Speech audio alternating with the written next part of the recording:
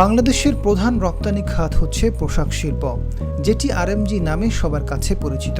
বাণিজ্যিক ভিত্তিতে পোশাক উৎপাদনে বাংলাদেশ বিশ্বের প্রধান দেশগুলোর মধ্যে অন্যতম। বর্তমানে এই শিল্পের বাজারও ব্যাপকভাবে সম্প্রসারিত হচ্ছে। দিনকে দিন বৃদ্ধি পাচ্ছে কর্মসংস্থান, জীবনযাত্রায় পরিবর্তনের পাশাপাশি রেমিটেন্স ও জিডিপিতে উল্লেখযোগ্য অবদান রাখছে।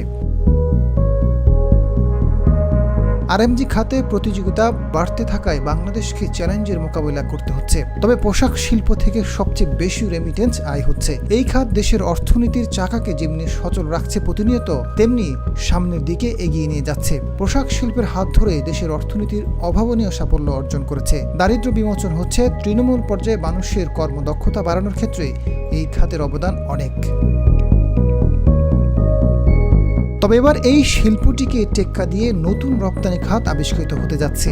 সেই সম্ভাবনা উকি দিচ্ছে বাংলাদেশে। এমনই ধারণার কথা বলেছেন ইউনাইটেড ইন্টারন্যাশনাল ইউনিভার্সিটির অধ্যাপক ডক্টর আব্দুল আল মামুন। গবেষণার জন্য তিনি প্রতিষ্ঠা করেছেন এইমস ল্যাব এবং IRIIC। বিষয়টি নিয়ে কয়েক বছর ধরে কাজ করছেন এই গবেষক। আর সেই খাতটি হচ্ছে কৃত্রিম বুদ্ধিমত্তা।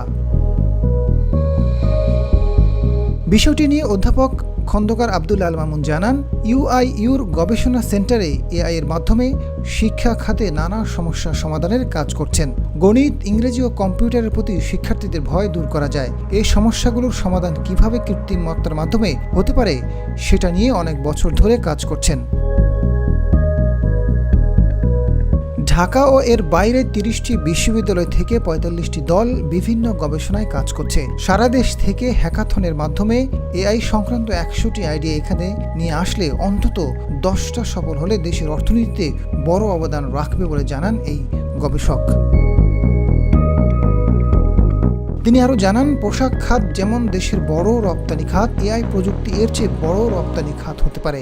সেই মেধা, সেই সক্ষমতা বাংলাদেশের ছেলে মেয়েদের রয়েছে। সেজন্য তাদের দক্ষ করে গড়ে তুলতে হবে। শিক্ষা, যুব ক্রিয়া এবং শ্রম ও কর্মসংস্থান, এই 3 মন্ত্রণালয়কে এক্ষেত্রে এক হয়ে কাজ করতে হবে। তাহলে চীন, ভারতের মতো প্রতিযোগিতা সম্ভব। একই সাথে প্রযুক্তি বিশ্বে ভালো অবস্থান তৈরি করতে পারবে বাংলাদেশ। এখন চলছে 4র্থ শিল্প বিপ্লবের যুগ। রোবোটিক্সের হাত ধরেই নতুন শিল্পের দিকে এগিয়ে চলছে বিশ্ব। কলকারখানার কর্মী, নাবিক, সৈনিক, ওয়েটার, ডাক্তার, এমনকি বুদ্ধিভিত্তিক কাজেও মানুষকে সরিয়ে জায়গা করে নিতে শুরু করেছে robot. Azad Faruk, GTV news.